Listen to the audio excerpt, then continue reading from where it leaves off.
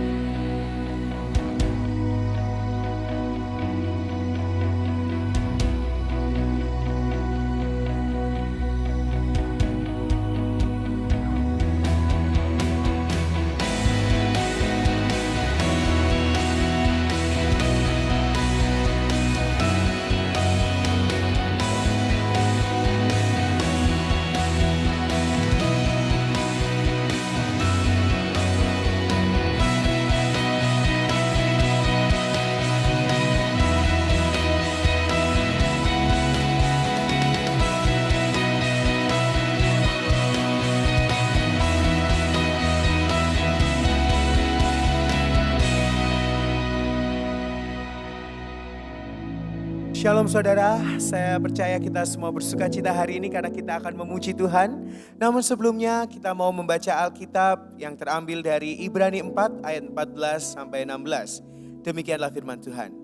Karena kita sekarang mempunyai imam besar agung yang telah melintasi semua langit, yaitu Yesus anak Allah. Baiklah kita teguh berpegang pada pengakuan iman kita. Sebab imam besar yang kita punya bukanlah imam besar yang tidak dapat turut merasakan kelemahan-kelemahan kita. Sebaliknya, sama dengan kita, ia telah dicobai, hanya tidak berbuat dosa. Sebab itu, marilah kita dengan penuh keberanian menghampiri tahta kasih karunia, supaya kita menerima rahmat dan menemukan kasih karunia untuk mendapat pertolongan kita pada waktunya. Mari saudara, kita satukan hati kita memuji Tuhan, kita mengagungkan Dia, menyembah Allah, sumber rahmat kita. Mari angkat suaramu, serukan.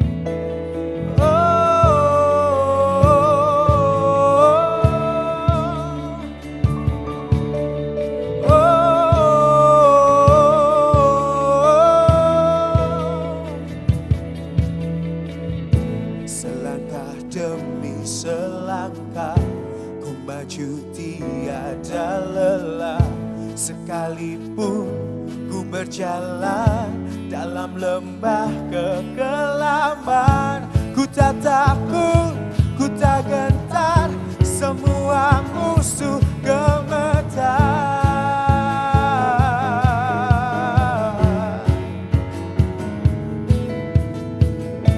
Imanku tak perlu besar, cukup sebutir dahsyat, karena Dia yang bekerja, bukanlah kuat gagahku. Ku tak takut, ku tak gentar, semua musuh gemetar. Semua musuh gemetar. Oh, serukan Yesus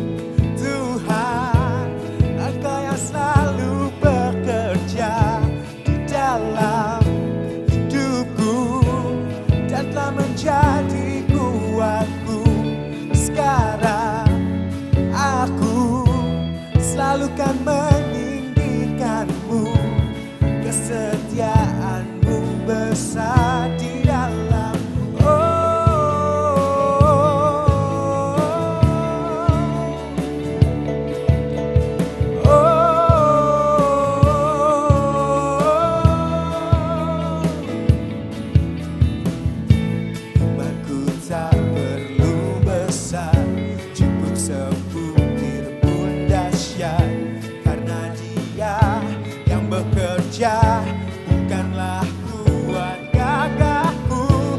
Ku tak takut, ku tak gentar, semua musuh gemetar.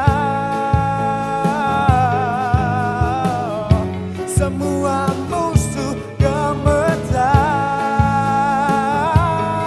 Oh, say Yesus Tuhan, Engkau yang selalu bekerja di dalam hidupku dan telah menjadi kuatku. Sekarang aku selalu kan meninggikanmu, kesetiaanmu besar di dalam.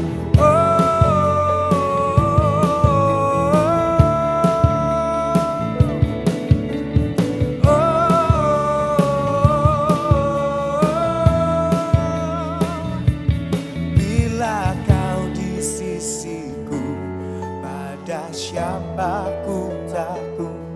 Karena kaulah perisai dan kuatku. Bila kau di sisi kami Tuhan, mari kita pujikan dengan segenap iman kita. Yes Lord. Karena kaulah perisai dan kuatku. Bila kau di sisiku, pada siapa ku takut? Karena kaulah perisai dan kuatku. Yesus Tuhan, Engkau yang selalu bekerja di dalam hidupku dan telah menjadi kuatku.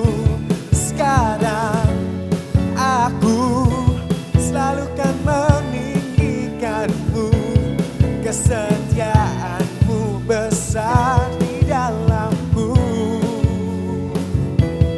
Kesetiaanmu besar di dalamku. Katakan, kesetiaanmu besar di dalamku.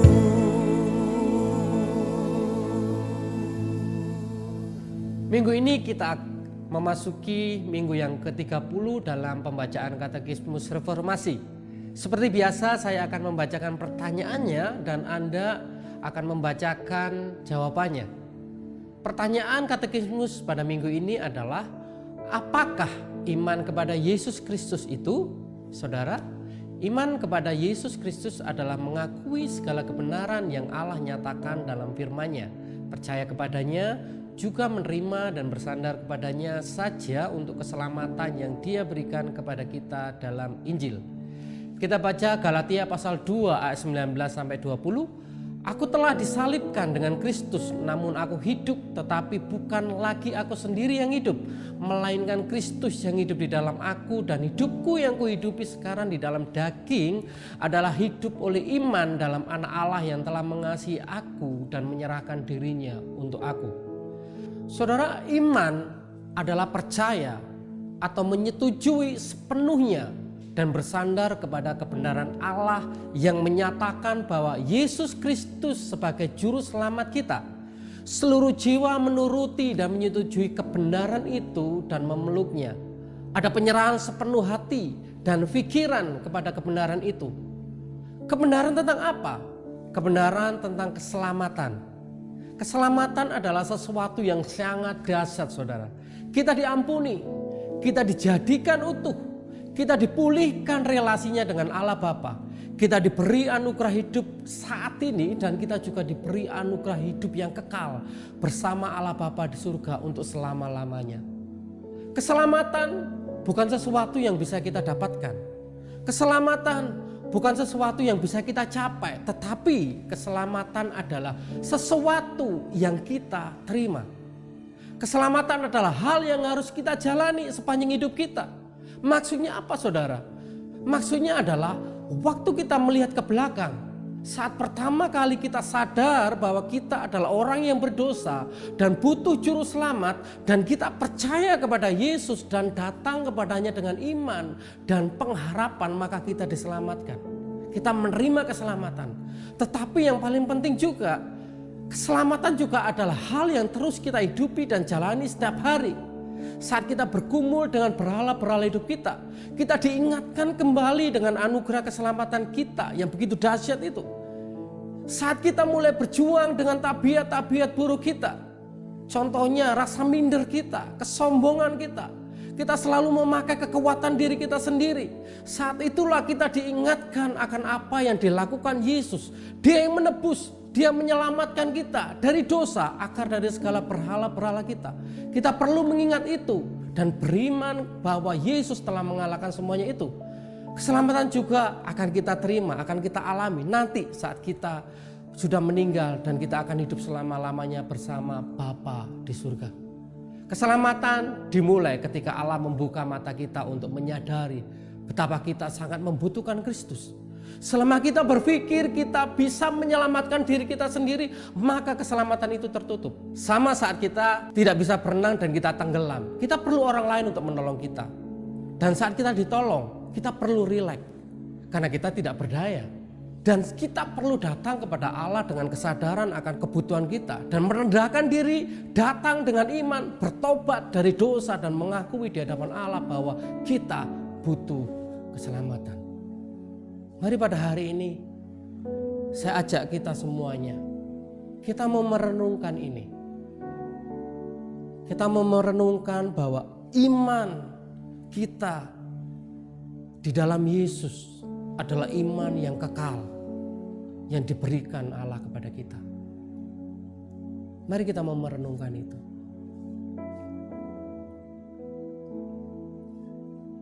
Terima kasih Bapa buat keselamatan yang Kau anugerahkan kepada kami. Kami manusia biasa, kami manusia yang sudah jatuh. Dan kami tidak akan mungkin bisa menolong diri kami sendiri. Kami tidak akan pernah bisa mungkin untuk kami menyelamatkan diri kami sendiri. Terima kasih karena Kau telah menghidupkan kami kembali oleh iman. Dan biarlah setiap hari kami menghidupi keselamatan itu. Dan biarlah kami memohon kepadamu untuk Engkau yang menjaga keselamatan kami. Terima kasih Yesus buat anugerah-Mu, buat pengorbanan-Mu. Di dalam nama Bapa, Putra, dan Roh Kudus kami berdoa dan bersyukur. Dalam nama Tuhan Yesus. Haleluya. Amin. Biarlah hari ini kita diingatkan kembali akan dasar kekristenan melalui 5 sola. Amin saudara. Mari kita teduhkan hati kita, kita arahkan pandangan kita kepada Yesus. Firman-Mu dasar yang teguh, tempat kami kan berdiri. Tiap perkataan-Mu amin, setiap firman-Mu mulia.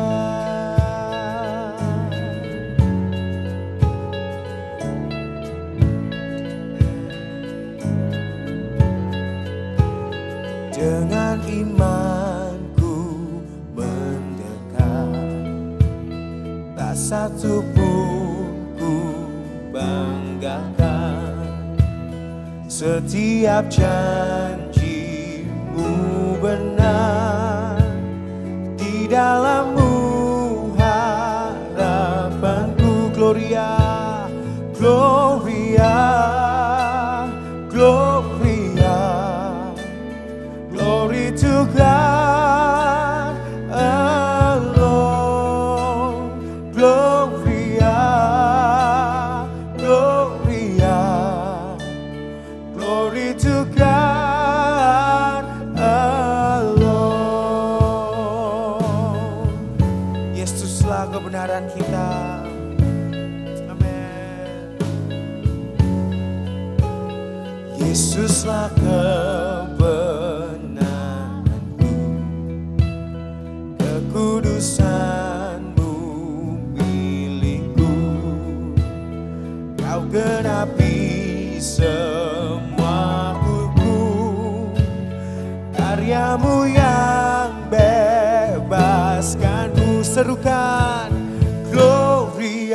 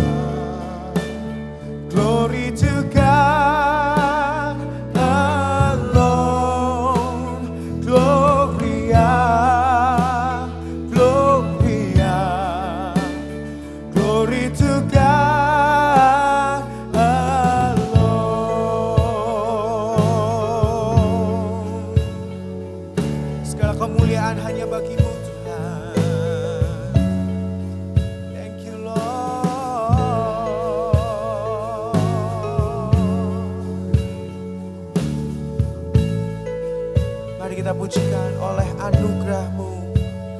Oleh anugerah-Ku selamat, hidupku jadi milik-Mu. Yang dahulu dalam dosa, karena kuasa-Mu jadi, karena kuasa-Mu jadi baru. Gloria, Gloria, glory to God alone. Gloria, Gloria, glory to God alone. Gloria,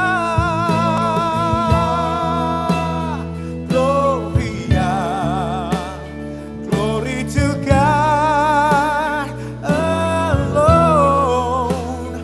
Gloria, Gloria, glory to God. Mari kita sembah Dia, katakan Gloria, Gloria, glory to God alone. Gloria, Gloria, glory to God alone. Sungguh Tuhan, segala kemuliaan hanya bagi-Mu. Tuhan yang berdaulat penuh atas hidup kami. Kami meletakkan iman kami kepada-Mu Tuhan. Karena Engkaulah sumber pengharapan kami yang sejati Tuhan. Hari ini kami mau menyembah-Mu, meninggikan-Mu Tuhan.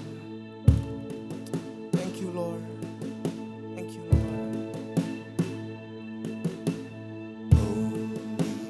Holy, holy, Lord God Almighty.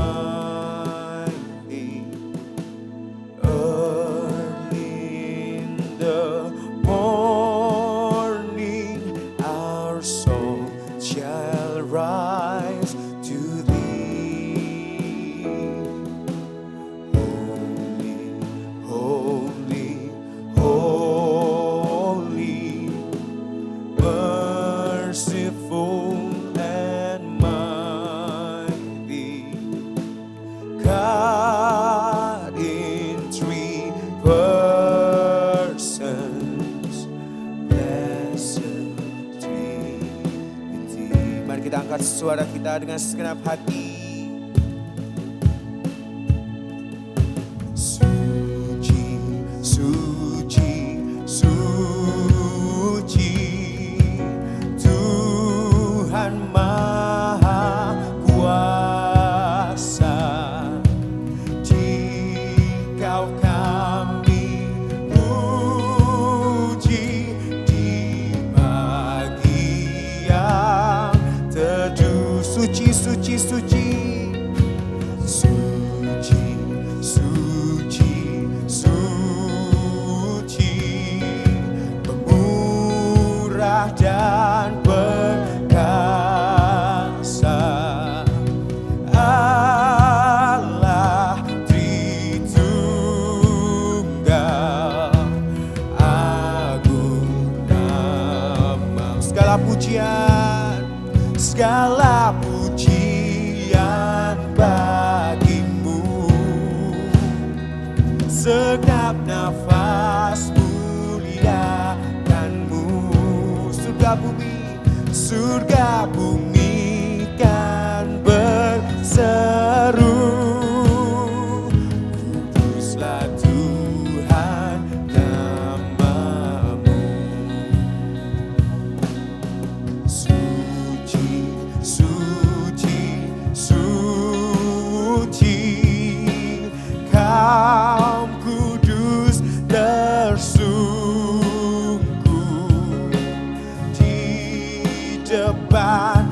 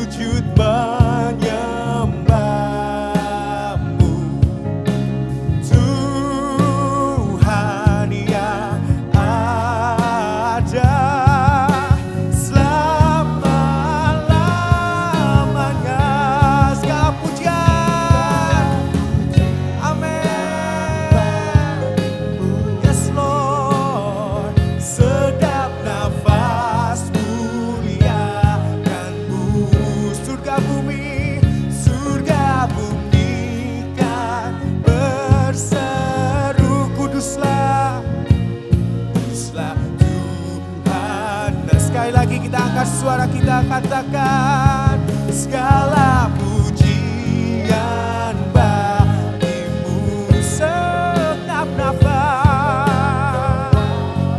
Yes Lord,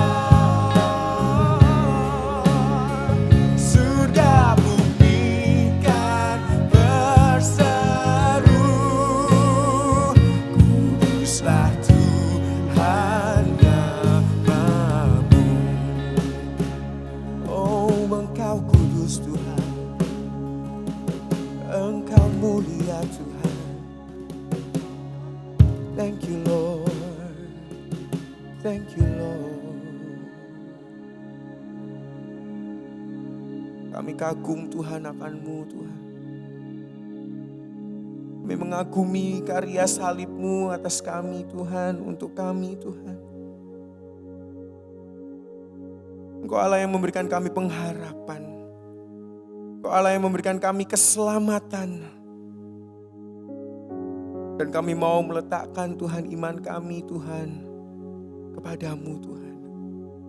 Kami bersyukur karena kasih karunia-Mu selalu menopang kami Tuhan. Karena Roh Kudus selalu menuntun setiap langkah kami Tuhan. Hari ini kami mau menyerahkan seluruh hidup kami ke dalam tangan-Mu Tuhan. Kami mau mendeklarasikan Tuhan, bahwa kami beriman kepada-Mu Tuhan. Thank you Lord, thank you Lord. Bapak, sebentar kami akan mendengarkan firman-Mu Tuhan. Ajar kami untuk selalu mendengar firman-Mu dengan baik Tuhan. Mengaplikasikan firman itu dalam kehidupan kami. Dan firman itu menjadi rema dalam hidup kami Tuhan. Kami serahkan ibadah kami seluruhnya ke dalam tangan-Mu Tuhan. Hanya di dalam nama Tuhan Yesus kami berdoa. Amin. Saudara, sebelum kita mendengar firman Tuhan, kita akan memberikan persembahan secara online. Saudara bisa memberi dengan cara mentransfer ke rekening Gereja Gibeon yang tertera dalam layar Anda, atau dengan scan QR Code dengan aplikasi-aplikasi yang ada di layar Anda. Kita mempunyai mutu, kita memberi bukan supaya diberkati, tetapi kita memberi karena kita sudah diberkati. Mari kita memberi dengan segala sukacita. Dan mari saya undang sama-sama kita berdoa. Bapak, terima kasih buat kesehatan, buat berkat-Mu yang Kau berikan kepada kami. Dan saatnya kami akan memberikan persembahan Tuhan. Biar persembahan yang kami beri ini Tuhan, untuk pekerjaan-Mu di tempat ini, dan banyak jiwa-jiwa yang akan mengenal Engkau sebagai Tuhan dan Juru Selamat mereka secara pribadi. Terima kasih, dengan segala sukacita kami siap untuk memberi dalam nama Bapa, Putra, dan Roh Kudus, dalam nama Tuhan Yesus. Haleluya. Amin. Selamat memberi, Tuhan Yesus memberkati. Salam saudara, apa kabar Anda hari ini? Kami percaya Anda tetap sehat dan tetap melakukan social distancing. Sebelum mendengarkan khotbah, mari kita simak Gibeon Weekly News.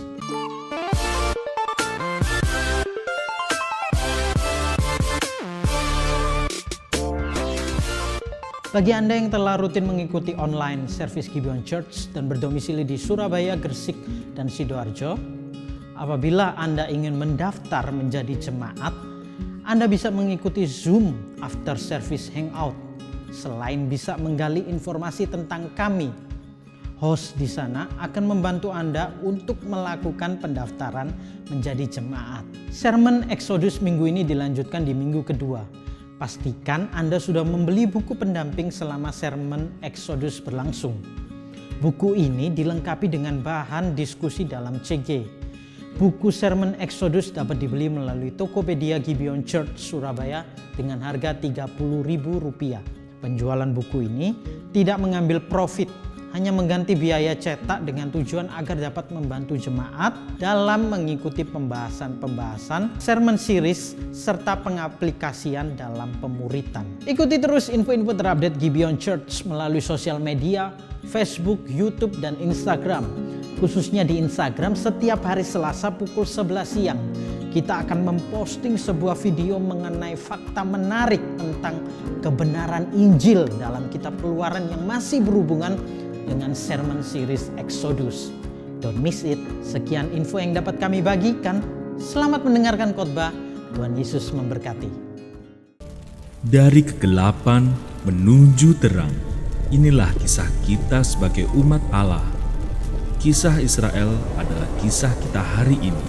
Kita adalah umat Allah yang menggiring kita keluar untuk membawa kita masuk, dan sama seperti orang Israel, kita masih menantikan tanah perjanjian. Di tengah-tengah dosa dan penderitaan kita, namun Allah tak bersama dengan kita. Salam sejahtera jemaat sekalian, welcome to Gibeon Church. Di sini bukan tempat untuk orang sempurna, tetapi kita semua disempurnakan oleh kasih karunia Tuhan dan oleh kuasa Injil. Welcome to ibadah online live streaming Gibeon Church bagi saudara semua. Kalau saudara mungkin bertanya-tanya kapan kita akan memulai ibadah onsite atau offline, saya mau memberikan saran kepada saudara untuk tidak terlalu terburu-buru dan kita tetap sabar, dan kita sebagai gereja juga tidak mau gegabah dalam membuat keputusan untuk memulai ibadah offline, karena kita mau benar-benar memastikan bahwa keadaan kota Surabaya dan juga keselamatan dan safety dari para jemaat sekalian untuk semua yang hadir, sehingga pada waktu saatnya kita ready untuk bisa beribadah bersama-sama, kita tidak memberikan suatu resiko yang tinggi untuk orang-orang yang hadir. Jadi sabar menunggu. In the meantime, saya berdoa supaya saudara semua tetap berakar, tetap tidak membuat iman saudara virtual faith, tetapi saudara tetap bisa membuat iman saudara nyata. Pada saat waktu beribadah seperti ini, saya anjurkan untuk saudara tidak menonton ibadah atau hanya mendengar firman sambil tidur-tiduran, tetapi saudara berpartisipasi secara aktif. Saudara duduk bersama dengan keluarga saudara.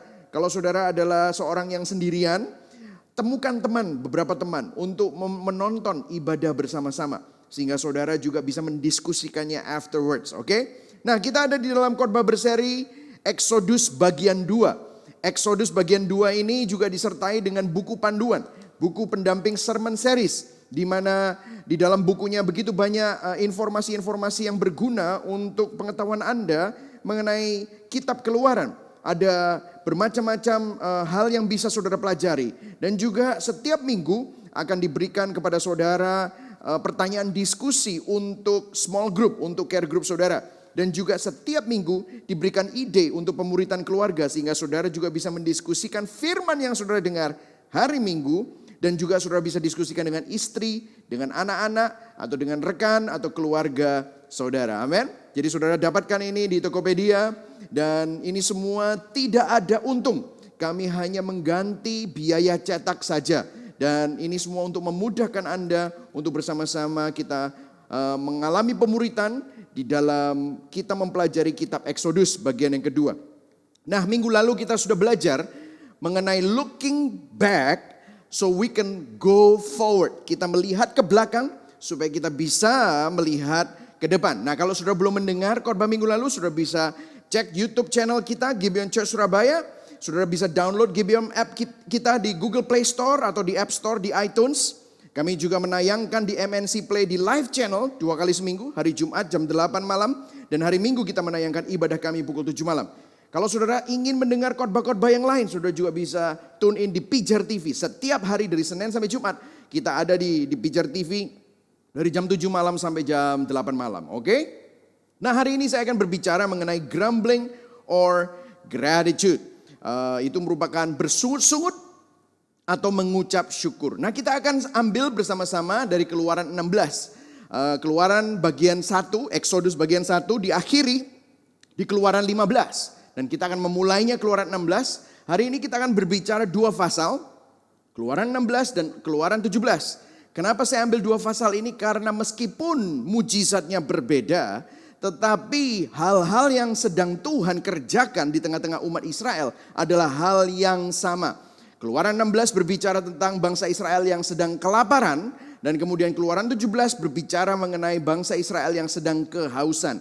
Kelaparan dan kehausan. Dan dua-duanya dipenuhi oleh Tuhan. Dan kita akan melihat prosesnya dan apa yang Tuhan mau sampaikan kepada kita semua. Dan saudara melihat bagaimana bangsa Israel itu mempunyai sikap yang bersungut-sungut, yang sangat mirip dengan kehidupan kita sekarang. Dan kemudian kita akan masuk gospel connection, bagaimana ternyata semua ini merupakan bayangan dari perjanjian baru, dari Injil Yesus Kristus dan digenapi. Dan bahkan untuk kita sekarang kebenarannya seperti apa. Oke, kita akan buka bersama-sama di Keluaran 16 ayat 1 sampai 3 kita akan mulai. Saya akan bacakan yang ganjil, saudara baca yang genap bersama-sama. Saya minta saudara berpartisipasi karena iman datang dari pendengaran, pendengaran akan firman Kristus. Ayat yang pertama, setelah mereka berangkat dari Elim, tibalah segenap jemaah Israel di padang gurun Sin yang terletak di antara Elim dan gunung Sinai. Pada hari yang ke-15 bulan yang kedua, sejak mereka keluar dari tanah Mesir. Ayat yang 2, saudara baca sama-sama. Di padang gurun itu bersungut-sungutlah segenap jemaah Israel kepada Musa dan Harun. Ayat 3, dan berkata kepada mereka, kalau kami mati tadinya di tanah Mesir oleh tangan Tuhan, ketika kami duduk menghadapi kuali berisi daging dan makan roti sampai kenyang. Sebab kamu membawa kami keluar ke padang gurun ini untuk membunuh seluruh jemaah ini dengan kelaparan. Wow, ini kita sudah melihat ceritanya ya saudara ya. Nah kalau saudara perhatikan, ini adalah kali ketiga bangsa Israel bersungut-sungut dan mengeluh dan marah kepada Musa. Nah saudara perlu sadar, kalau bangsa Israel bersungut-sungut dan mengeluh kepada Musa, Musa adalah pemimpin yang ditetapkan Tuhan untuk memimpin bangsa Israel. Maka sebenarnya bangsa Israel sedang bersungut-sungut, marah dan mengeluh kepada Tuhan. Nah pertama kali waktu mereka mengeluh, apa yang terjadi? Mereka mengeluh waktu mereka baru pertama kali keluar dari Mesir, kemudian dikejar oleh tentara Mesir. Itu di pasal 14 ayat 11. Mereka bilang begini, apakah karena tidak ada kuburan di Mesir, maka engkau membawa kami untuk mati di padang gurun ini? Wow, bayangkan saudara. Jadi mereka menuduh Tuhan untuk mengeluarkan mereka dari Mesir supaya mereka mati di padang gurun, bahkan menyindir Tuhan. Apa enggak ada kuburan di Mesir? Wah, kata-katanya itu menyakitkan sekali saudara ya. Kemudian pasal 15 juga, waktu setelah mereka dilepaskan dari kejaran tentara Mesir, laut terbelah menjadi dua, laut merah terbelah. Mereka melewati laut merah, mereka aman, masuk ke padang belantara, mereka kehausan dan mereka sampai di Mara. Airnya pahit. Dikatakan di ayat yang ke-24 pasal 15. Lalu bersungut-sungutlah bangsa itu kepada Musa, kata mereka, apakah yang akan kami minum? Mereka bilang, kamu mau bawa kami mati ya di sini? Wah, karena airnya tidak bisa diminum. Dan kemudian di Keluaran 15 bagian terakhir, Tuhan membawa bangsa Israel ke Elim. Ayat 27 dikatakan di Elim di situ ada 12 mata air, 70 pohon kurma. Mereka berkemah di tepi air itu. Wah, mereka mengalami pertolongan Tuhan. Baru selesai dari Elim mereka berangkat masuk ke padang pasir. Ayat pasal 16, dan di sini mereka bersungut-sungut lagi. Nah, saudara, saya ingin memberikan ilustrasi kepada saudara ya, sebelum saya masuk ke dalam penjelasannya. Minggu lalu di Katekismus Reformasi kita sempat melihat ada ilustrasi mengenai gambar ini. Kalau saudara perhatikan, orang tersebut sedang memfoto lantainya bukan karena lantainya bagus, tetapi karena lantai itu adalah lantai kaca, glass floor. Sehingga saudara, lantai kaca yang menggantung berapa ratus lantai di atas tanah. Sehingga waktu Anda melihat ke bawah, Anda bisa melihat betapa tingginya gedung itu. Nah kalau ini adalah picture yang saya foto yang saya temukan di internet mengenai CN Tower. Nah saya coba kasih saudara satu lagi fotonya. Ini adalah foto dari Oriental Pearl Tower di Shanghai. Nah ini gedung nomor 5 tertinggi di dunia. Coba bayangkan anak kecil itu di situ seakan-akan dia terbang saudara. Nah di Katekismus Reformasi minggu lalu kita mendengar suatu ilustrasi yang sangat bagus mengenai iman. Nah kalau ada gedung tinggi yang mempunyai fitur lantai kaca yang menggantung dan orang bisa berjalan di atasnya dan melihat langsung ke bawah. Lalu ada dua macam orang yang lewat lantai itu. Orang yang pertama akan berjalan dengan jingkat-jingkat, hati-hati, bahkan ketakutan. Dia harus pegangan, padahal baru saja dia lewat lantai yang tidak ada kacanya, dia bisa dengan tenang jalan. Tetapi waktu begitu kacanya itu, dia lewat di kaca, padahal kaca itu tebalnya puluhan senti, lebih tebal bahkan dibandingkan dengan lantai yang baru dia lewati. Dan dia berjalan berjingkat-jingkat khawatir, bila kaca tersebut retak atau pecah dan dia akan jatuh karena tidak kuat menahan bebannya. Sementara orang yang kedua berjalan dengan tenang, bebas, memiliki keyakinan yang besar. Bahkan dia berani lompat-lompat di atas kaca itu. Dan sangat mempunyai keyakinan yang besar akan kekuatan lantai kaca tersebut. Tapi saya mau tanya sama saudara, sebetulnya apa yang membuat mereka berdua selamat, sama-sama selamat dan aman di atas kaca tersebut? Apakah karena mereka memiliki iman yang besar? Karena yang satu kelihatannya imannya pas-pasan, tetapi yang satu kelihatannya confident sekali. Tetapi apakah imannya yang membuat dia mampu berjalan di atas kaca itu? Atau apakah karena orang itu punya iman yang cukup sehingga dia akhirnya berani berjalan di atas kaca itu? Apakah itu yang membuat mereka bisa selamat? Tidak, saudara. Sebenarnya bukan besarnya iman yang dimiliki oleh masing-masing orang itu, tetapi ketebalan dan kekokohan dari objek lantai kaca tersebut yang menahan kedua orang tersebut sehingga kedua orang tersebut tetap selamat dan tidak mengalami bencana apapun. Nah, kita sering sekali lupa akan kekokohan dan ketebalan dan kekuatan dari kesetiaan Tuhan kita. Yang tidak bisa mengingkari janjinya, yang tidak bisa mengingkari karakternya sendiri. Kita sering begitu takut, kita sering begitu khawatir karena lupa dan kurang sadar betapa kokohnya dan betapa tebalnya dan betapa kuatnya kuasa Tuhan, pencipta langit dan bumi yang sudah menyelamatkan saudara dan saya, orang berdosa yang sebenarnya tidak layak untuk diselamatkan. Benar saudara? Coba renungkan saudara. Seringkali seperti bangsa Israel, kita menjadi orang yang bersungut-sungut. Seringkali seperti bangsa Israel kita begitu mudah lupa akan keadaan yang seringkali menghimpit kita. Dan kita lupa akan kebaikan Tuhan dan kebesaran Tuhan dan kekokohan Tuhan. Nah kalau sudah perhatikan di sini dikatakan apa? Keluaran 16 ayat 1 dan 2. Setelah mereka berangkat dari Elim. Elim adalah tempat di mana ada mata air dan pohon kurma. Mereka tiba di padang gurun Sin yang terletak di antara Elim dan Gunung Sinai. Dan ayat yang kedua dikatakan di padang gurun itu apa? Bersungut-sungutlah segenap jemaah Israel dan kepada Musa dan kepada Harun. Dan ayat yang ketiga dikatakan apa?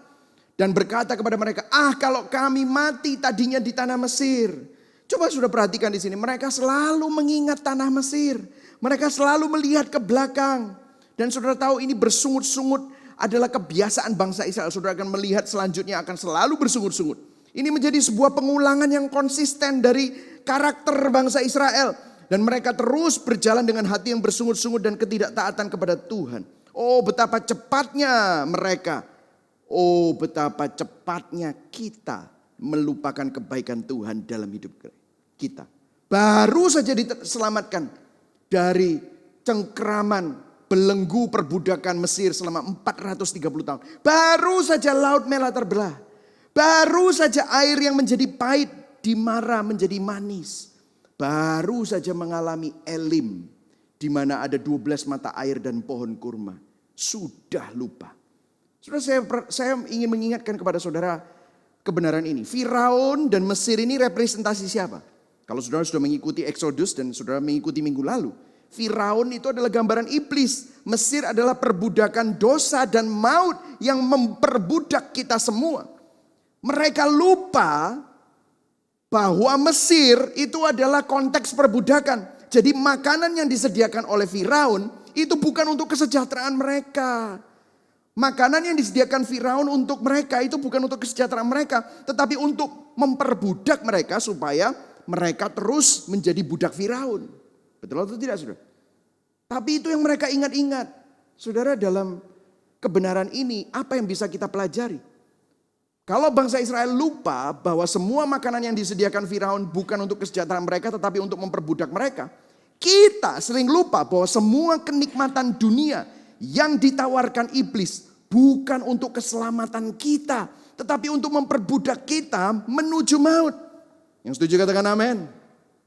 Jadi saudara tahu ya. Kalau kita itu selalu ngomong ya, oh dulu. Seakan-akan kalau kita misalnya kadang-kadang saya tuh sedih karena kalau misalnya orang-orang Kristen kumpul. Mereka selalu berbicara tentang, oh dulu kita itu seperti ini. Oh dulu kita seperti ini. Dulu kita seperti ini, dulu kita seperti ini. Seakan-akan sekarang itu membosankan, tetapi hidup kita yang dulu lebih seru dan lebih menyenangkan gitu. Saudara coba bayangkan, ini problem saudara. Kenapa? Seperti bangsa Israel, oh dulu di Mesir, oh dulu di Mesir, oh dulu waktu gua masih suka dugem, itu seperti kita. Oh dulu gua waktu masih single, oh dulu waktu hidupku masih kacau. Kayaknya dulu itu lebih glorious, kayaknya dulu lebih seru. Bangsa Israel, waktu ngomong dulu di Mesir mereka lupa bahwa mereka itu sedang diperbudak. Waktu kita tergoda oleh masa lalu kita tuh lupa bahwa kita sedang diperbudak oleh dosa.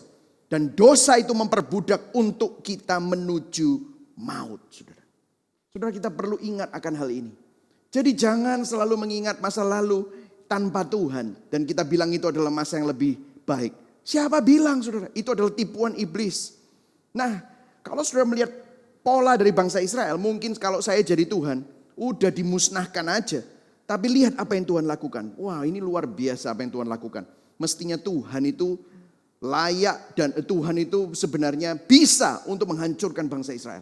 Bisa untuk menghukum bangsa Israel karena sungut-sungut mereka, karena ketidakpercayaan mereka. Tetapi lihat di Keluaran 16 ayat 4. Lalu berfirmanlah Tuhan kepada Musa, sesungguhnya aku akan menurunkan dari langit hujan roti bagimu.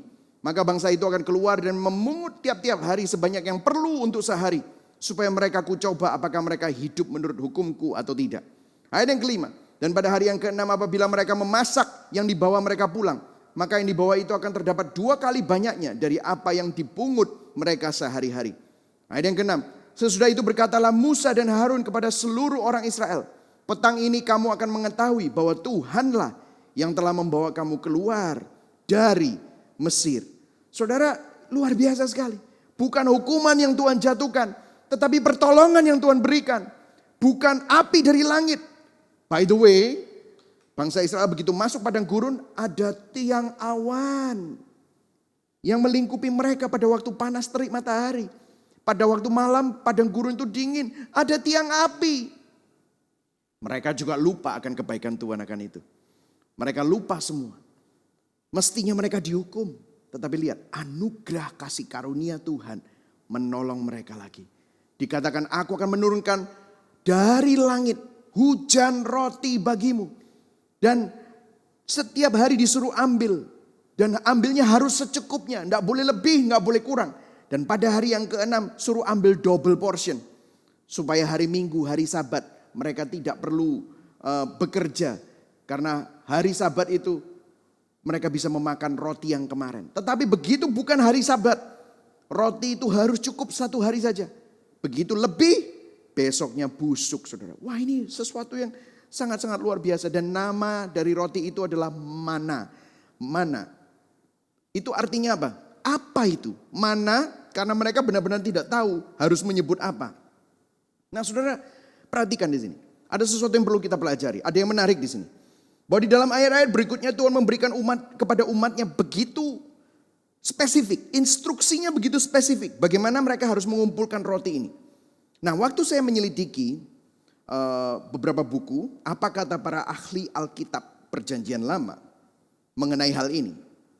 Dan pada saat dia menyiapkan khotbah ini ada 2 hal. Ada 2 ahli Alkitab Perjanjian Lama yang memiliki pandangan yang sama. Mengenai apa sebabnya Tuhan begitu spesifik dalam memberikan instruksi waktu bangsa Israel mengumpulkan mana setiap hari. Intinya begini, kalau saya bisa simpulkan dalam bahasa Inggris itu begini saudara. Will you trust God when God's way is different than yours? Maukah kita percaya kepada Tuhan saat cara Tuhan berbeda dengan cara kita? Saudara cara Tuhan itu sangat-sangat luar biasa. Kenapa? Karena begitu spesifik. Dia bilang begitu mana datang, itu mana dari langit datang. Besok paginya dia bangun, begitu keluar dari kemah mereka melihat ada roti bertebaran di padang pasir. Mereka suruh ambil roti itu. Nah saudara kalau kita orang Indonesia, kita orang Asia melihat roti begitu banyak dan kita sudah kelaparan, apa yang terjadi? Saudara pasti akan ambil lebih. Akan berpikir ini saya buat simpan, buat untuk apa? Besok atau buat nanti malam atau buat mungkin kalau nggak cukup, gimana kalau rotinya tidak datang lagi? Betul atau tidak, saudara? Tetapi Pada saat itu Tuhan ingin memberikan suatu instruksi. Jangan ambil lebih, hanya ambil cukup. Nah, kisah ini merupakan suatu poin penting dalam kehidupan iman kita kepada Tuhan. Iman bangsa Israel kepada Tuhan ini direferensikan berulang-ulang sepanjang perjanjian lama. Mana akan menjadi simbol penting bagi penyediaan Allah atas umatnya. Jadi saya akan masuk ke sini dan berbicara tentang mana dan menggambarkan ada 2 poin, saudara. Yang pertama, saudara ya. Jadi begini, make sure saudara mengerti ini ya. Seperti tadi poinnya adalah, maukah kita percaya kepada Tuhan saat cara Tuhan berbeda dengan cara kita?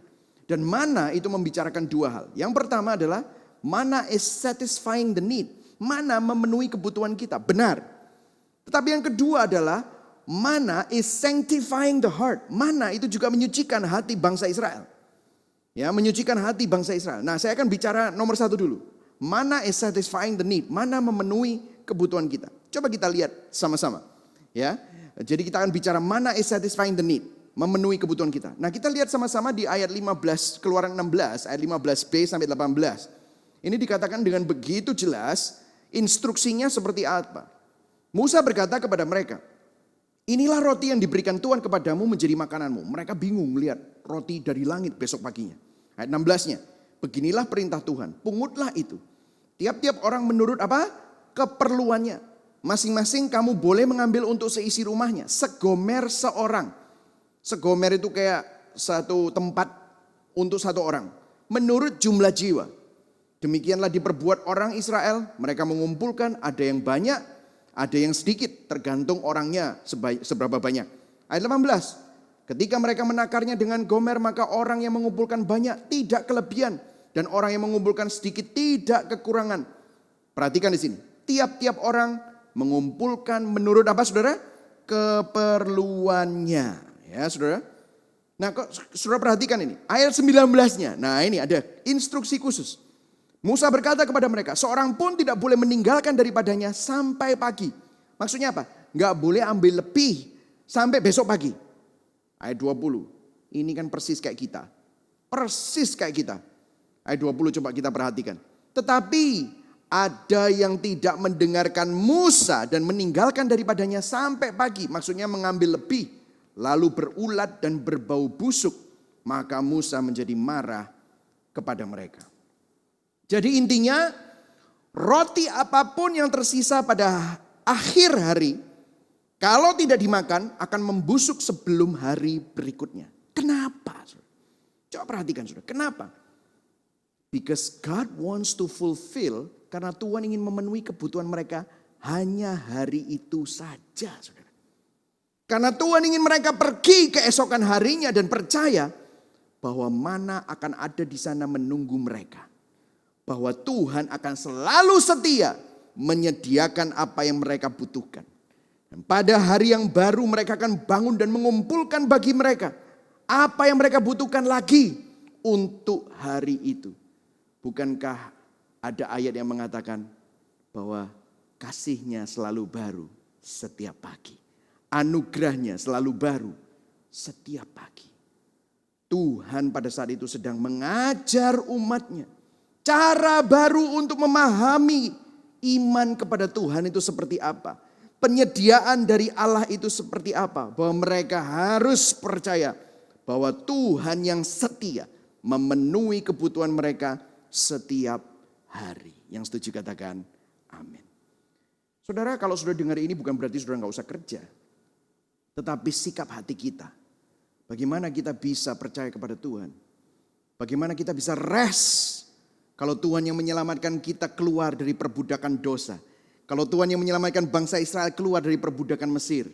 Melalui Musa. Kalau kita yang sudah diselamatkan dari kutuk dosa. Melalui Musa yang sempurna yaitu Yesus Kristus. Bagaimanakah mungkin dia meninggalkan saudara? Bagaimanakah mungkin provisi penyediaan Tuhan tidak sempurna dalam hidup saudara? Jadi yang pertama, Tuhan ingin mengajar bangsa Israel bahwa Tuhan selalu memenuhi kebutuhan mereka. Selalu setia memperhatikan mereka satu demi satu. Tetapi yang kedua, mana bukan hanya memenuhi kebutuhan mereka, tetapi mana juga menyucikan hati mereka, saudara. Saudara perhatikan di sini, luar biasa sekali. Mungkin saudara dengar ini, Dari sudut pandang kita tampaknya cukup mudah ya. Mudah kan? Dibilang gini, kamu akan dapat roti dari langit setiap hari. Ambil cukup saja, tidak boleh lebih. Siap. Oh, kan begitu kan? Siap Tuhan. Kalau lebih langsung busuk, berulat, berbau busuk. Mungkin ada yang dablek ya, ada yang membangkang. Maka mereka mengalami konsekuensinya. Sehingga apa yang mereka ambil lebih berbau busuk dan berulat. Nah, tapi kalau saudara perhatikan, kenapa ini sangat penting? Tampaknya gampang dan cukup jelas untuk saudara dan saya. Saudara perlu memahami bahwa masyarakat bangsa Israel pada saat itu adalah masyarakat yang agraris. Saudara tahu agraris, saudara pernah belajar ya? Agraria, artinya mereka adalah masyarakat yang bercocok tanam. Nah, perhatikan di sini, cara penyediaan Tuhan sangat bertentangan dengan pemahaman mereka dan gaya hidup mereka, saudara. Coba bayangkan, kenapa? Karena sebagai masyarakat agraris mereka harus mempersiapkan tanah dulu. Lah di situ ada padang gurun. Tuhan sengaja bawa mereka ke padang gurun di mana mereka tidak bisa mempersiapkan tanah. Setelah mereka mempersiapkan tanah, mereka apa? Menabur benih, menyiangi benih tersebut. Untuk bercocok tanam, mereka harus menyiangi, menyirami, memupuki. Sehingga satu hari semua itu dipersiapkan untuk musim apa? Panen. Dan waktu panen ada, mereka harus mengumpulkan sebanyak-banyaknya panen dan menyimpannya untuk musim dingin. Ini adalah kebiasaan mereka. Supaya apa? Mereka bertahan, mereka bisa bertahan hidup melewati waktu musim dingin atau waktu kekeringan.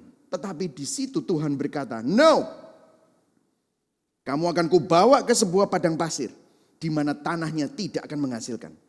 Kamu akan bergantung 100% kepada aku.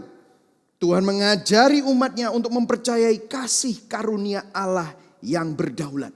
The sovereign grace of God. Karena mereka sedang bergumul untuk tidak takut. Tetapi Tuhan mengajar mereka untuk tidak takut dan khawatir. Mulai hidup oleh iman. Wow. Coba perhatikan. Saudara, hari-hari ini banyak orang bilang mereka percaya Tuhan. Tapi begitu keluar gereja, mereka hidup, gaya hidup mereka seakan-akan sepertinya Tuhan tidak ada. Mereka amin-amin waktu dengar khotbah.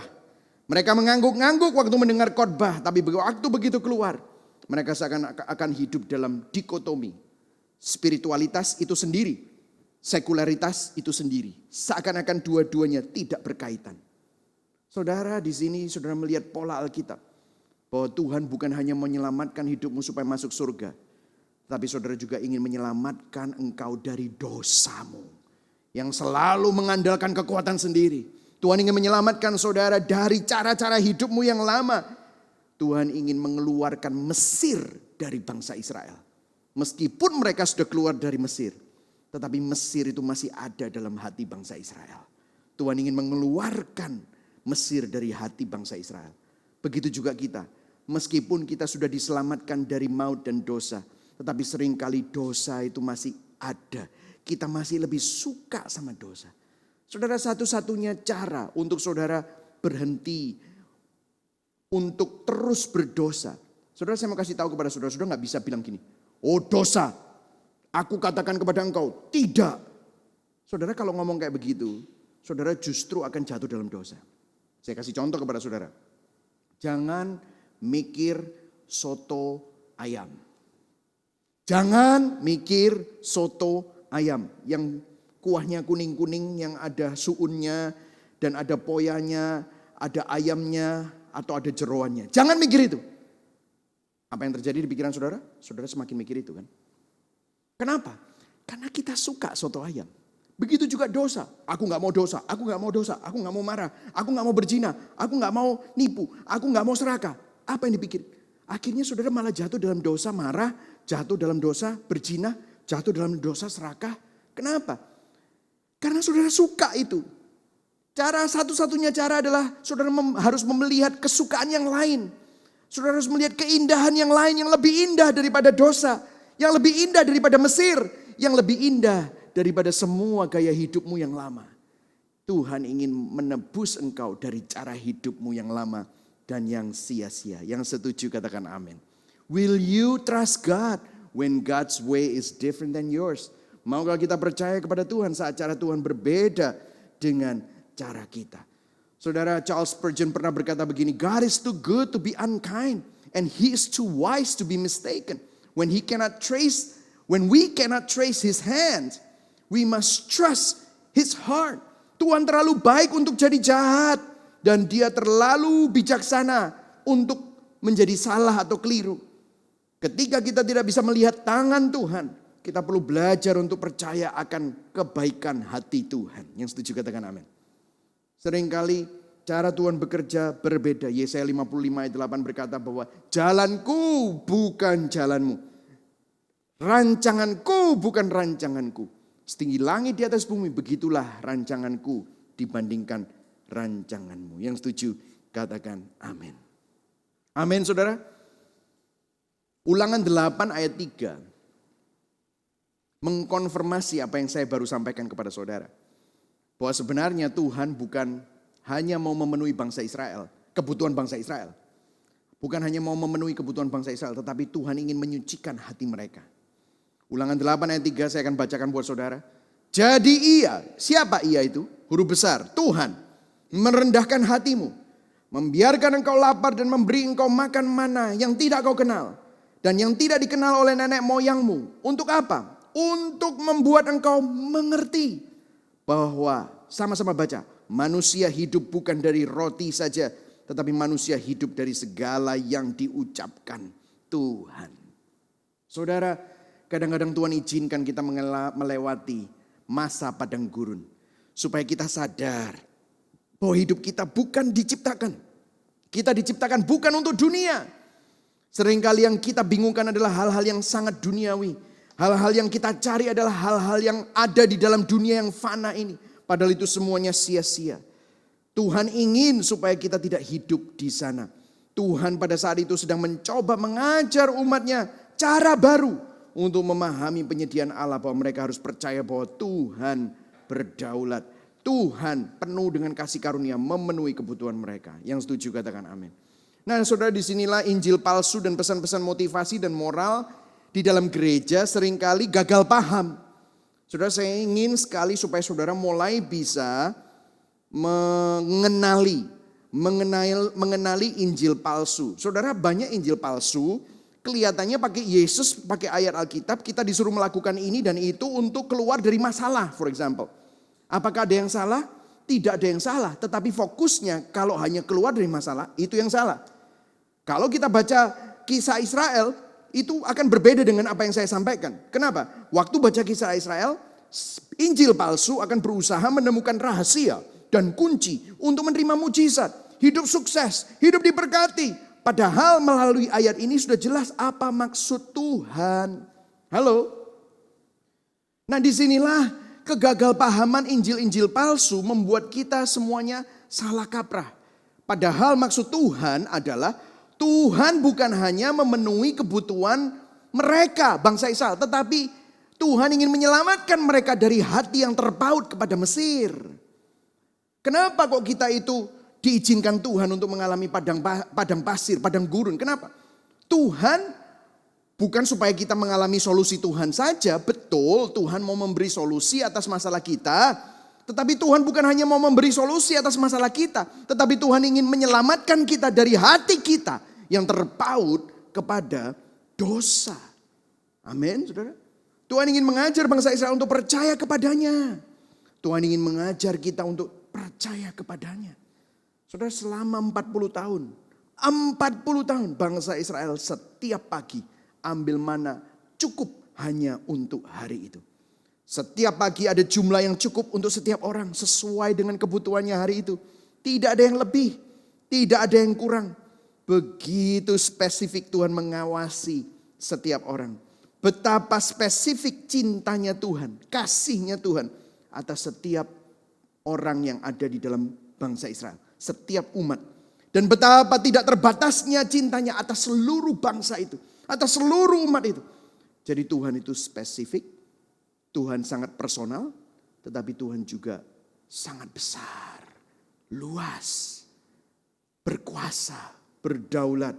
Begitu spesifik untuk setiap orang, tetapi begitu luas untuk suatu bangsa. Begitulah Tuhan kita. Bahkan rambutmu itu, jumlah rambutnya dihitung.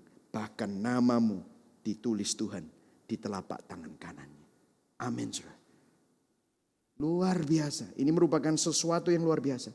Jadi saudara, seringkali Injil palsu hanya ingin melepaskan kita dari keadaan kita. Tetapi Tuhan ingin lebih daripada itu. Tuhan ingin menyelamatkan kita dari hati kita yang penuh kesukaan terhadap dosa. Tuhan ingin mengubah hasrat kita. Tuhan ingin mentransformasi hati kita. Itulah sebabnya 2 Korintus 5 ayat 17, barang siapa yang ada dalam Kristus, dia adalah ciptaan yang baru. Nah saudara, ini adalah keadaan bangsa Israel karena kelaparan. Nah saya akan masuk di dalam Keluaran 17 ayat 1 sampai ayat 7. Saya cepat saja, saya akan bacakan kepada saudara supaya saudara tahu ceritanya. Dan ceritanya mirip banget.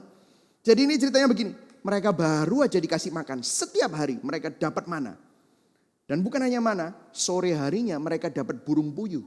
Jadi mereka makan mana, yaitu roti dari langit.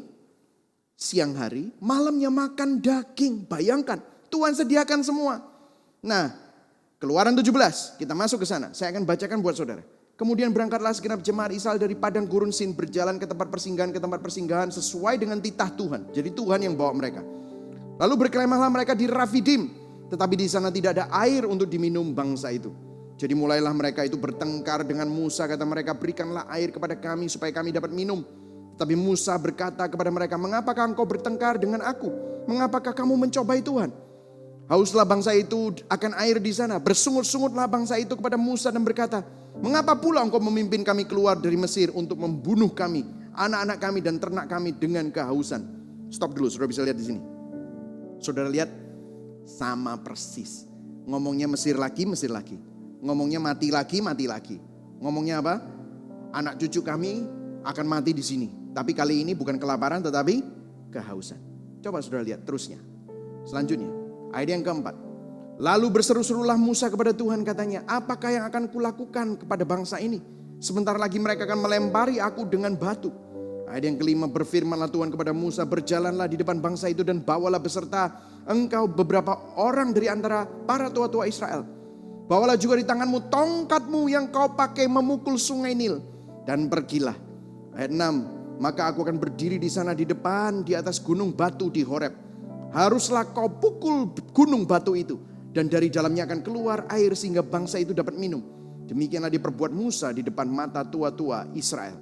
Ayat 7, dinamainyalah tempat itu Masa dan Meriba. Oleh karena orang Israel telah bertengkar dan oleh karena mereka telah mencobai Tuhan dengan mengatakan, adakah Tuhan di tengah-tengah kita atau tidak? Wow. Jadi ceritanya, mereka kehausan, mereka mau melempari Musa dengan batu. Dan kalau sudah perhatikan, kata-kata di situ adalah kata-kata yang dipakai adalah kata-kata yang ada hubungannya dengan kata-kata yang bersifat hukum. Jadi seperti sebuah pengadilan. Jadi mereka menuntut Tuhan untuk memberikan mereka minum. Mereka bukan menunggu dan percaya kepada kesetiaan Tuhan, tetapi mereka menuntut Tuhan untuk memberikan apa yang mereka butuhkan. Padahal selama ini Tuhan sudah begitu setia untuk memberikan apa yang mereka butuhkan. Kemudian mereka menuduh Musa. Mereka menolak dan mempertanyakan perlindungan Tuhan dan mempertanyakan hadirat Tuhan. Nah, di situ Tuhan bukan lagi menghukum. Di cerita ini kita melihat bahwa Tuhan respon bukan dalam murka, tetapi dalam belas kasihan. Kali ini dia melakukannya dengan sedikit berbeda. Dia kasih tahu Musa, Musa ambil tongkat, pukul batu itu sekali saja.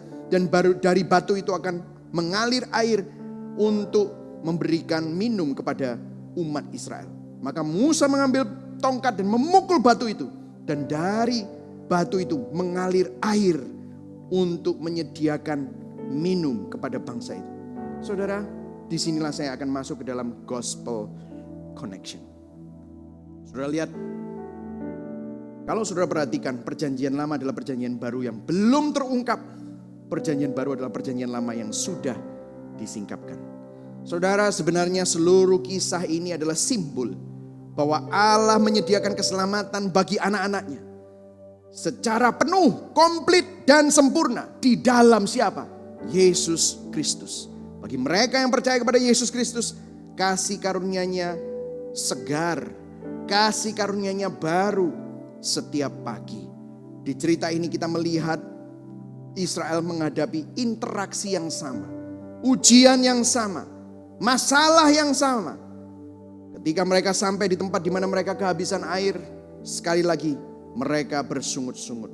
Tetapi Tuhan merespon dengan meminta Musa memukul gunung batu karang, supaya dari batu karang itu keluarlah air. Saudara, simbolnya adalah bangsa Israel berdosa. Bangsa Israel meragukan Tuhan, mempertanyakan Tuhan, bersungut-sungut kepada Tuhan. Mestinya bangsa Israel layak untuk dihukum, layak untuk dipukul oleh tongkat Musa. Karena setiap kali tongkat Musa itu dipukulkan ke atas tanah Mesir, di situ ada tulah-tulah. Tetapi Tuhan memilih untuk memukul batu karang, bahasa Inggrisnya the rock, dan bukan bangsa Israel yang dipukul. Ini memberikan bayangan pada hari ketika Tuhan, karena begitu besar kasih Allah akan dunia ini, sehingga dia mengaruniakan anaknya yang tunggal, supaya barang siapa yang percaya kepadanya tidak binasa, melainkan memperoleh hidup yang kekal. Tuhan mengutus anaknya sendiri, pribadi kedua dari Allah Tritunggal, sekali dan untuk selamanya dipukul untuk keselamatan kita. Dihancurkan, menanggung semua. Ganjaran yang mendatangkan keselamatan ditimpakan kepadanya, supaya kita yang semestinya layak dihukum menerima air kehidupan. Kita yang mestinya layak untuk dibinasakan menerima roti hidup itu. Saudara, ada ayatnya di 1 Korintus 10 ayat 1-4 dikatakan dengan jelas. Rasul Paulus mengambil cerita yang sama tentang bangsa Israel. Aku mau supaya engkau mengetahui, saudara-saudara, bahwa nenek moyang kita semua berada di bawah perlindungan awan, dan bahwa mereka semua telah melintasi laut. Untuk menjadi pengikut Musa, mereka semua harus dibaptis dalam awan dan dalam laut. Ayat yang ketiga, mereka semua makan makanan rohani yang sama. Ayat yang keempat, mereka minum dari apa? Batu karang rohani yang mengikuti mereka. Dalam bahasa translasi yang asli, menyertai mereka. Dan batu karang itu ialah Kristus. Yesaya 53 ayat 5, sang batu karang, Kristus, dinubuatkan 700 tahun sebelum dia lahir oleh Yesaya. Yesaya 53 ayat 5 dikatakan apa? Tetapi dia tertikam oleh karena pemberontakan kita. Dia diremukkan oleh karena kejahatan kita. Ganjaran yang mendatangkan keselamatan bagi kita ditimpakan kepadanya. Supaya apa? Oleh bilur-bilurnya kita menjadi sembuh. Bukan hanya sembuh dari penyakit jasmani, tapi sembuh dari penyakit dosa. Upah dosa adalah maut. Itulah sebabnya Yesus yang menanggung maut. Ayat yang ke-6, Yesaya 53. Kita sekalian sesat seperti domba. Masing-masing kita mengambil jalannya sendiri. Tetapi Tuhan telah menimpakan kepadanya kejahatan kita sekalian. Bahasa aslinya, strike, memukul anaknya sendiri. Saudara, Tuhan bukan hanya mau memenuhi kebutuhan saudara, tetapi Tuhan ingin menyelamatkan kita dari hati yang terpaut kepada dosa. Tuhan ingin supaya kita tidak lagi hidup dalam dosa. Tuhan mau kita percaya kepadanya, sehingga kita tidak terus menoleh kepada Mesir dan hidup kita yang lama. Kalau ngomongin tentang mana, Yesus pun juga pernah berbicara mengenai mana. Yohanes 6 ayat 32-35 berkata apa? Yesus sendiri yang bicara. Waktu orang-orang bicara tentang mana, kata Yesus kepada mereka, aku berkata kepadamu, sesungguhnya bukan Musa yang memberikan kamu roti dari surga, melainkan Bapakku yang memberikan kamu roti yang benar dari surga. Karena roti yang dari Allah ialah roti yang turun dari surga dan yang memberi hidup kepada dunia. Maka kata mereka kepadanya, Tuhan berikanlah kami roti itu senantiasa. Kata Yesus kepada mereka, baca sama-sama yang keras, 1, 2, 3. Akulah roti hidup. Barang siapa datang kepadaku, ia tidak akan lapar lagi. Dan barang siapa percaya kepadaku, ia tidak akan haus lagi. Saudara bisa lihat sini. Tuhanlah yang memberikan Yesus Kristus. Allah Bapa memberikan Allah Anak. Karena dialah mana yang sejati. Kalau bangsa Israel harus mengumpulkan roti itu tiap hari, Tuhan turun ke dunia untuk cari saudara. Sekali untuk selama-lamanya. Sehingga dari dalam hidupmu, kau tidak akan pernah lapar lagi. Kau tidak harus kumpulkan lagi. Tetapi sang roti hidup itu tinggal di dalam engkau. Sang air hidup itu tinggal di dalam engkau. Disinilah saudara tahu bahwa bangsa Israel disanctify. Tetapi hari ini saudara bukan hanya disanctify secara perbuatan, tetapi saudara mengalami justification. Dulu kita hidup di dalam dosa, dulu kita hidup di dalam Mesir, tapi sekarang saudara dibenarkan. Saudara mengalami justification melalui karya Kristus. Dia yang tidak bersalah jadi bersalah, saudara yang bersalah jadi benar. Itulah justification. Dia yang kudus, dia yang tidak mengenal dosa jadi dosa. Saudara yang berdosa menerima kekudusan Tuhan. Dia yang paling mulia jadi hina, supaya saudara dan saya yang hina mengalami kemuliaan Tuhan. Saudara, inilah Injil. Jangan lupa ini. Ingatlah, kenapa kok kita mudah menggerutu? Kenapa kita susah bersyukur? Kita lupa kita sudah dibenarkan. Kita lupa kita sudah disucikan. Kita lupa kita sudah menerima kemuliaan Tuhan. Itulah sebabnya hari ini saya berdoa supaya saudara diingatkan hari ini. Biarlah engkau bersyukur karena engkau sudah dilepaskan dari belenggu dosa. Saudara, di Yohanes 4 ayat 13-14. Jadi Yesus adalah sang roti hidup. Dia adalah batu karang yang dipukul. Tetapi bukan hanya itu. Waktu air keluar, Yesus menubuatkan dirinya sendiri. Musa waktu itu, Tuhan melalui kisah Keluaran menubuatkan Yesus dirinya sendiri, yaitu sang air hidup. Yohanes 4 ayat 13-14 jawab Yesus kepadanya, nya itu adalah perempuan Samaria yang mempunyai 5 suami dan sekarang laki-laki yang tinggal bersama dengan dia bukan suaminya. Dikatakan apa? Barang siapa minum air ini, yaitu air jasmani, ia akan haus lagi. Tetapi barang siapa minum air yang kuberikan kepadanya, ia tidak akan haus untuk apa? Selama-lamanya. Sebaliknya, air yang akan kuberikan kepadanya akan menjadi mata air di dalam dirinya yang terus-menerus memancar sampai kepada hidup yang kekal. Yang setuju katakan amin. Di perjanjian lama, Tuhan memberikan roti, mana, dan air dari apa? Batu yang dipukul. Di perjanjian baru, Tuhan mengirim Yesus Kristus, sang roti hidup, sekali untuk selama-lamanya. Tuhan memukul batu karang yang sejati, sekali untuk selama-lamanya. Ganjaran yang mendatangkan keselamatan ditimpakan kepada Kristus, supaya oleh bilur-bilurnya kita semua disembuhkan. Tuhan mengirim Yesus Kristus, sang air hidup, supaya engkau tidak haus lagi. Dan dari dalammu keluar air kehidupan. Supaya apa? Kita tidak hidup di dalam dosa.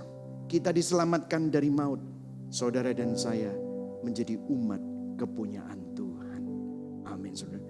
Bukankah ini merupakan kabar baik? Saudara, saya akan tutup sebelum kita berdoa dengan sebuah cerita ilustrasi mengenai Abraham Lincoln. Seorang presiden Amerika Serikat yang akhirnya mati dibunuh oleh assassin. Suatu hari dia pergi ke tempat perdagangan budak untuk membeli seorang budak wanita.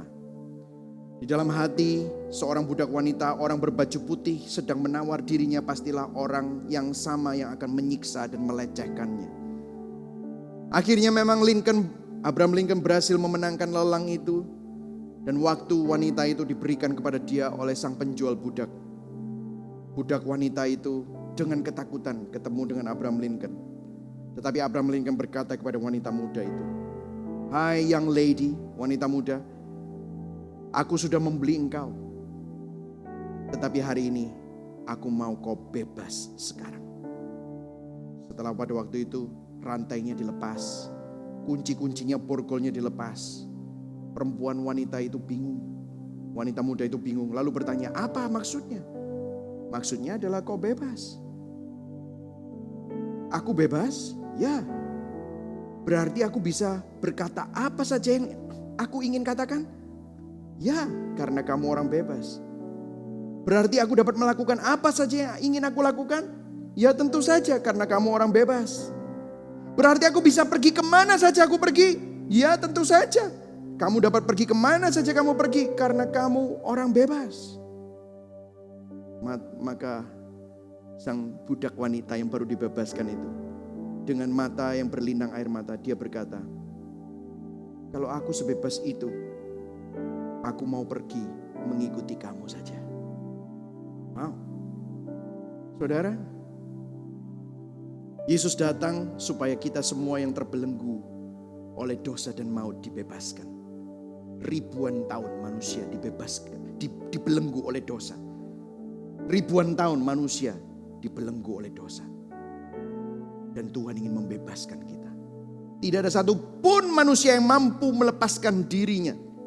Dan Yesus sudah membayar harganya, lunas, supaya saudara dan saya dibebaskan. Setiap orang yang menaruh iman kepadanya telah dimerdekakan dari dosa dan maut. Sekarang Anda adalah orang bebas. Bukan supaya dengan kebebasanmu kamu bisa hidup sembrono, hidup seenaknya. No. Supaya kamu bisa hidup untuk kemuliaan Tuhan. Tuhan bukan hanya mau memberi solusi terhadap masalah saudara, tetapi Tuhan ingin menyelamatkan kita dari hati kita yang terpaut oleh dosa. Mari, sebelum kita berdoa, kita sama-sama menyanyikan lagu ini. Ku percaya pada Yesus. This so sweet to trust in Jesus. Biarlah lagu ini menjadi perenungan dan respon kita terhadap firman Tuhan. Amin. Ku percaya pada Yesus dan firman-Nya yang kekal. Ku bersandarkan janji-Nya, turut sabda yang mulia. Yesus, Yesus, ku